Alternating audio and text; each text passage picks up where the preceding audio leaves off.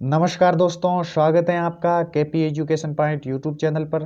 तो दोस्तों, आज हम आपके सामने लेकर उपस्थित हुए हैं राजस्थान भूगोल से संबंधित विभिन्न राजस्थान की जो पिछली विभिन्न प्रतियोगी परीक्षाओं में पूछे गए प्रश्न तथा उनकी व्याख्या भी हम इस वीडियो के माध्यम से आज आपको बताने वाले हैं। दोस्तों, ये प्रश्न पत्र उन सभी प्रतियोगी परीक्षाओं के लिए उपयोगी है जिनमें राजस्थान भूगोल का पैटर्न शामिल है। दोस्तों, आजकल जो राजस्थान प्रतियोगी परीक्षाओं में राजस्थान भूगोल से संबंधित जो प्रश्न पूछे जाते हैं वो पिछले एग्जामों में जो प्रश्न पूछे गए हैं उनके आसपास या उन्हीं से संबंधित प्रश्न सीधे सीधे पूछ लिए जाते हैं।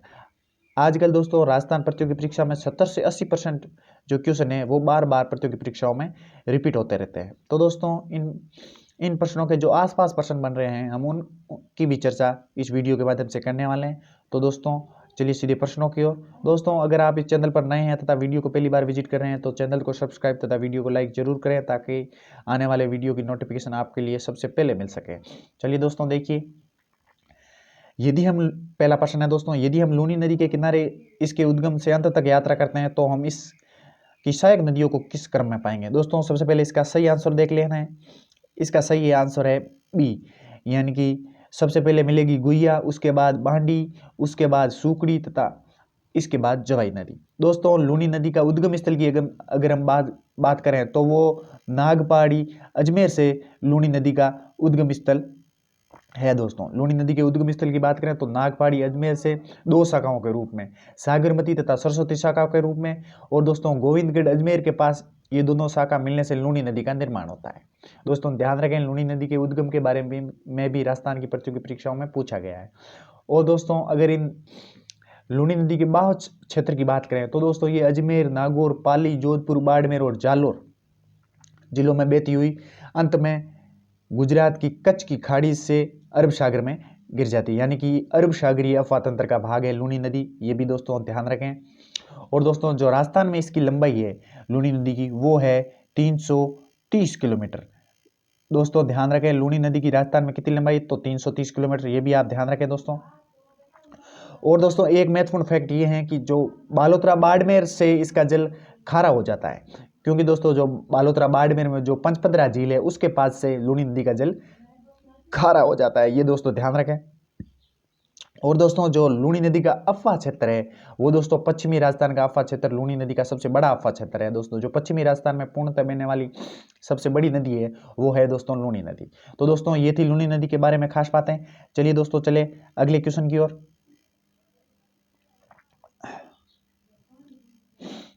हाँ, तो दोस्तों अगला क्वेश्चन आपके स्क्रीन पर ये रहा। राजस्थान में किस पेड़ को जंगल की आग के नाम से जाना जाता है, यानी कि जंगल की आग किसे कहते हैं, फॉरेस्ट ऑफ फ्लेम किसे कहा जाता है, फ्लेम ऑफ द फॉरेस्ट।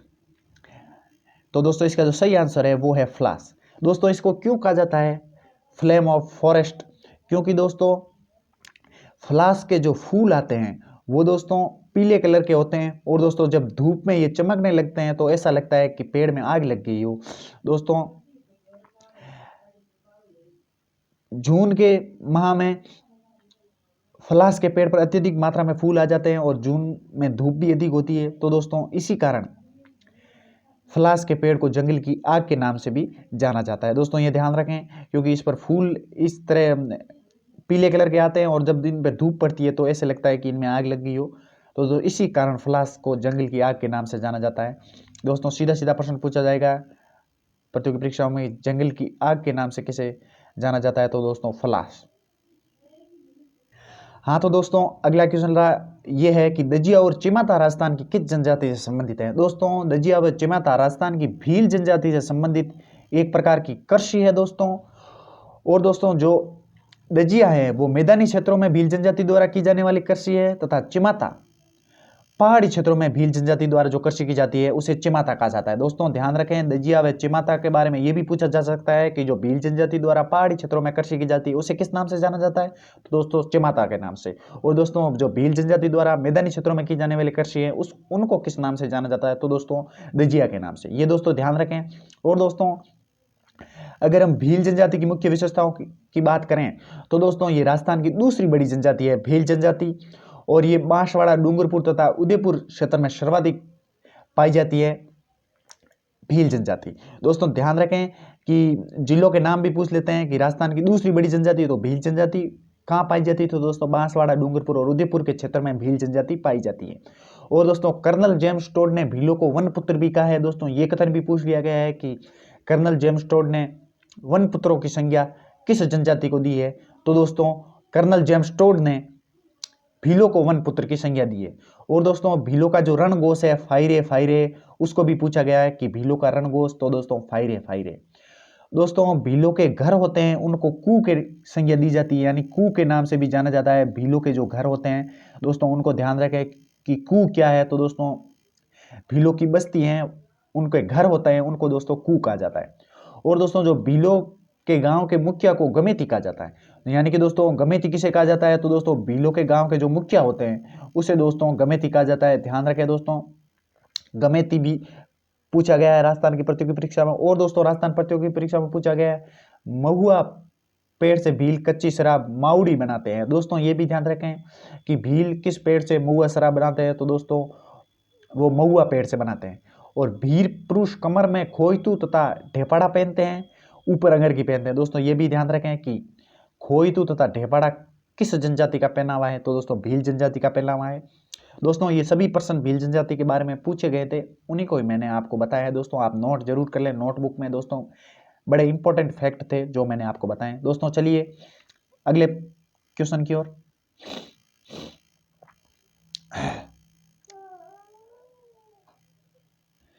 हाँ तो दोस्तों अगला क्वेश्चन है, निम्न में से कौन सा स्थान स्थलाकृति सही सुमेलित नहीं है, यानी कि जो दोस्तों स्थान तथा स्थलाकृति बताई गई है उनमें से कौन सा जो सही सुमेलित नहीं है। सही सुमेलित नहीं है वो हम आपको बता दें दोस्तों, रामगढ़ की पहाड़ी, राजसमंद, ये दोस्तों सही सुमेलित नहीं है। बाकी तीनों ऑप्शन सही सुमेलित है। जैसे भाकर है वो दोस्तों सिरोही के आसपास के इलाकों में पाए जाते हैं, उनको दोस्तों भाकर कहा जाता है। दोस्तों ध्यान रखें भाकर किस क्षेत्र में प्रमुखता से पाए जाते हैं, तो दोस्तों वो सिरोही क्षेत्र में प्रमुखता से पाए जाते हैं। और दोस्तों जो गिरवा है वो दोस्तों उदयपुर में पाई जाती है। दोस्तों सीधा सीधा प्रश्न पूछा है कि गिरवा उदयपुर में पाई जाती है और भाकर सिरोही में पाई जाती है। दोस्तों पूर्वी सिरोही अगर आप ध्यान नहीं रख रहे, सिरोही ध्यान रख लें तो ही दोस्तों बहुत है याद रखने के लिए कि भाकर सिरोही तथा गिरवा उदयपुर में पाई जाती है। दोस्तों ये ध्यान रखें। और दोस्तों जो ये पठार के बारे में राजस्थान बार बार पूछा गया है कि भोराट का पठार कुंभलगढ़ से गोगुंदा के मध्य पाया जाता है। दोस्तों ध्यान रखें, महत्वपूर्ण है, सीधा प्रश्न पूछेगा कि भोराट का पठार कहाँ पाया जाता है, तो दोस्तों कुंभलगढ़ से गोगुंदा के मध्य। ध्यान रखना दोस्तों, गिरवा उदयपुर में, भाकर पूर्वी सिरोही। दोस्तों ये परिभाषा आप नोट कर लें क्योंकि राजस्थान की प्रतियोगी परीक्षा में पूछी गई है और आगामी परीक्षाओं में भी पूछी जा सकती है। चलिए दोस्तों चले अगले क्वेश्चन की ओर। हाँ तो दोस्तों अगला क्वेश्चन है, निम्न में से कौन सा नस्ल तथा पशु सही सुमेलित नहीं है, तो दोस्तों इसका जो सुमेलित है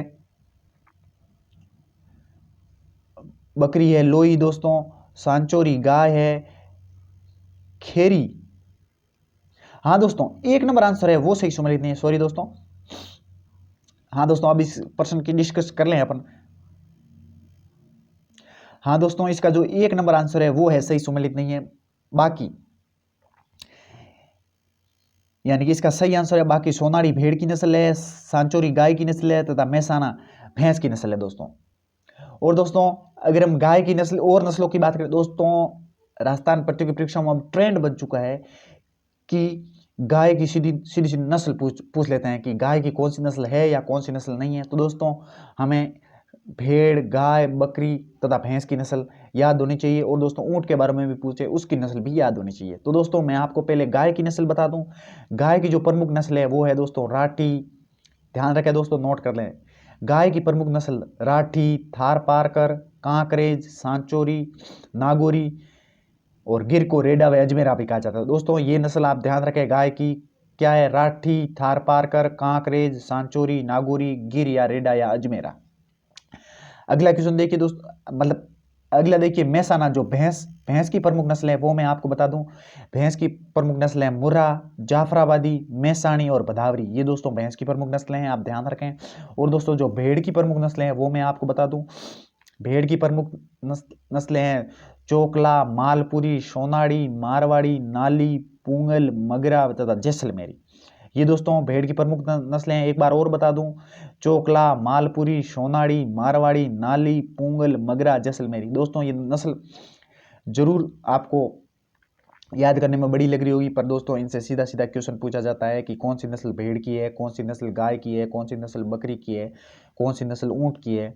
दोस्तों ये सीधा सीधा प्रश्न बनता है और ये आया हुआ भी है, मैं आपको हल भी करवा रहा हूँ। और दोस्तों बकरी की जो प्रमुख नस्लों की बात करें वो है लोही, बारबरी, झकराना, जमुनापुरी, शेखावटी तथा सिरोही। ये दोस्तों बकरी की प्रमुख नस्लें थी तो जो मैंने आपको बताई। दोस्तों इन नस्लों के बारे में आप ध्यान रखें क्योंकि राजस्थान प्रतियोगी परीक्षाओं में इन नस्लों के बारे में बार बार पूछा जाता है। अगला क्वेश्चन देखिए दोस्तों। हाँ तो दोस्तों अगला क्वेश्चन है, राजस्थान में पर्यटन विभाग की स्थापना कब हुई थी? तो दोस्तों जो राजस्थान में पर्यटन विभाग की स्थापना हुई थी वो हुई थी 1956 में। हाँ तो दोस्तों जो राजस्थान में पर्यटन विभाग की स्थापना हुई थी वो हुई थी 1956 में। मैं आपको दोस्तों बता ही चुका हूँ। दोस्तों राजस्थान पर्यटन विभाग के जो स्थापना और दोस्तों इनके जो सन पूछे जाते हैं उनमें 3 प्रश्न महत्वपूर्ण पूछे जाते हैं। एक प्रश्न पूछा जाता है, एक तो 1956 के बारे में पूछा ही गया है, एक प्रश्न पूछा जाता है और 1969। ये दोस्तों तीन सन मैं आपको बता दूं और एक पूछा जाता है 1979। दोस्तों 1989, 1979 और 1956। दोस्तों 1956 के बारे में सीधा सीधा प्रश्न पूछा जाता है कि राजस्थान पर्यटन विभाग की स्थापना कब हुई? तो दोस्तों 1956 में हुई। ये दोस्तों ध्यान रखें। और दोस्तों जो 1980 के बारे में पूछा जाता है, 1979 के बारे में पूछा जाता है कि आरटीडीसी की स्थापना की गई, यानी कि जो पर्यटन को बढ़ावा देने के लिए आरटीडीसी होटलों की स्थापना करने का एक जारी किया गया था, यानी कि पर्यटन को बढ़ावा देने के। तो दोस्तों आरटीडीसी की स्थापना 1979 में की गई थी। दोस्तों ध्यान रखें, ये भी प्रश्न पूछा गया है। और दोस्तों 1990 में हुआ था वो हुआ था कि पर्यटन को उद्योग का दर्जा प्रदान कर दिया गया था। दोस्तों ये तीनों सन पूछे गए हैं और तीनों फैक्ट मैंने आपको बता दिए। दोस्तों नोट करके रखें, कंपैरिजन में याद करें दोस्तों, जरूर याद होगा। अगला क्वेश्चन देखिए दोस्तों। अगला क्वेश्चन है दोस्तों, प्रधानमंत्री कुसुम योजना के तहत भारत में पहला सौर ऊर्जा संयंत्र कहाँ स्थापित किया गया? तो दोस्तों जो प्रधानमंत्री कुसुम योजना के तहत पहला सौर ऊर्जा संयंत्र स्थापित किया गया था वो किया गया था भालोजी, जयपुर में। इसका सी आंसर सही हो जाएगा कि भालोजी, जयपुर में प्रथम सौर ऊर्जा संयंत्र स्थापित किया गया। दोस्तों ध्यान रखें, इसके बारे में इतनी जानकारी सुफिशियंट है कि प्रथम सौर ऊर्जा संयंत्र तो दोस्तों भालोजी, जयपुर में स्थापित किया गया। इतनी जानकारी पर्याप्त है इस क्वेश्चन के बारे में। अगला क्वेश्चन देखिए दोस्तों। अगला क्वेश्चन है दोस्तों, राजस्थान में न्यूनतम जनसंख्या वाले निम्नलिखित 3 जिलों का सही बढ़ता क्रम, यानी कि जो दोस्तों सबसे सही कम और उसके बाद सबसे ज्यादा जनसंख्या है उसका अपने क्रम बताना है। तो दोस्तों सबसे पहले इसका सही आंसर देख लेते हैं। सबसे पहले इसका सही आंसर है जैसलमेर, प्रतापगढ़ व सिरोही। इसका सही आंसर यानी कि सबसे कम जनसंख्या जैसलमेर की है, उसके बाद है प्रतापगढ़ की तथा उसके बाद है सिरोही की। दोस्तों ये 3 जिले हैं जिनकी जनसंख्या सही बढ़ते क्रम में शामिल है। दोस्तों जनसंख्या घनत्व एक जरूर ध्यान रखें आप, यानी कि सबसे जो न्यूनतम जनसंख्या घनत्व है वो है जैसलमेर का 17 और सबसे ज्यादा जनसंख्या घनत्व है वो है जयपुर का 598। दोस्तों ये जनसंख्या घनत्व आप जरूर ध्यान रखें। राजस्थान की प्रतियोगी परीक्षा में जनसंख्या घनत्व के बारे में सीधा प्रश्न पूछा जाता है। और दोस्तों सबसे कम जनसंख्या है वो जैसलमेर की, उसके बाद प्रतापगढ़, उसके बाद सिरोही। अगला क्वेश्चन देखिए दोस्तों। राजस्थान में मई और जून में सर्वाधिक धूलभरी आंधियां किस जिले में आती है? तो दोस्तों जो सर्वाधिक धूलभरी आंधियां आती है वो आती है मई और जून में। राजस्थान के गंगानगर जिले में मई और जून में सर्वाधिक धूलभरी आंधियां आती है। दोस्तों ये प्रश्न बार बार रिपीट हुआ है कि सर्वाधिक धूलभरी आंधियां कब आती है, ये भी पूछा है। तो दोस्तों सर्वाधिक धूलभरी आंधियां चलती है राजस्थान में मई और जून में। और कौन से जिले में सर्वाधिक आती है? तो दोस्तों गंगानगर में। दोस्तों गंगानगर में क्यों आती है? क्योंकि दोस्तों यहाँ वनस्पति क्षेत्र कम विकसित होना इसका प्रमुख कारण है। वहाँ सर्वाधिक धूलभरी आंधी आती है, यानी कि मृदा का अपरदन होता रहता है क्योंकि वहाँ पेड़ पौधे कम हैं। तो दोस्तों हवा के साथ मृदा भी उड़ती रहती है, छोटे छोटे कण। तो दोस्तों सर्वाधिक धूलभरी आंधियां गंगानगर में वनस्पति क्षेत्र कम विकसित होने के कारण मई और जून में आती है। दोस्तों ये फैक्ट आप ध्यान रखें। अगला क्वेश्चन देखिए दोस्तों। अगला क्वेश्चन है दोस्तों, राजस्थान में निम्नलिखित में से कौन सा एक बालू का स्तूप का प्रकार नहीं है? तो दोस्तों जो प्रकार नहीं है वो है थली। इसका 4 नंबर आंसर सही हो जाएगा। बाकी तीनों प्रकार है, जैसे बरखान है, पैराबोलिक है, सीप है। ये दोस्तों बालू का स्तूप के प्रकार हैं। और दोस्तों कौन कौन से प्रकार है वो मैं आपको बता दूं। एक तो अनुदैर्ध्य बालू का स्तूप, एक अनुप्रस्थ बालू का स्तूप, एक बरखान। ये दोस्तों बालू का स्तूप के और प्रकार है। एक धैर्य व धोरे। अनुदिद्रीय दोस्तों जो बालुका स्तूप है वो पवनों की प्रवाह की दिशा के समांतर बनते हैं। अनुप्रस्थ बालुका स्तूप पवनों की दिशा के समकोण पर निर्मित होते हैं तथा बरखान एक अर्धचक्राकार बालुका स्तूप है तथा धरियन में धोरे है वो जैसलमेर व निकटवर्ती जिलों में निर्मित धोरों का स्थानीय नाम है धरियन में धोरे। दोस्तों ये जरूर ध्यान रखें, बालुका स्तूपों के नाम एक तो बरखान, पैराबोलिक तथा सीप, अनुदिद्रीय, अनुप्रस्थ तथा धरियन, ये दोस्तों जरूर ध्यान रखें। अगला क्वेश्चन देखिए दोस्तों। हाँ तो दोस्तों अगला क्वेश्चन है, राजस्थान सरकार ने उद्योग विभाग का नया नाम बदल कर रख दिया है। तो दोस्तों जो राजस्थान सरकार ने उद्योग विभाग का नया नाम बदल कर रखा है वो रखा है उद्योग तथा वाणिज्य विभाग।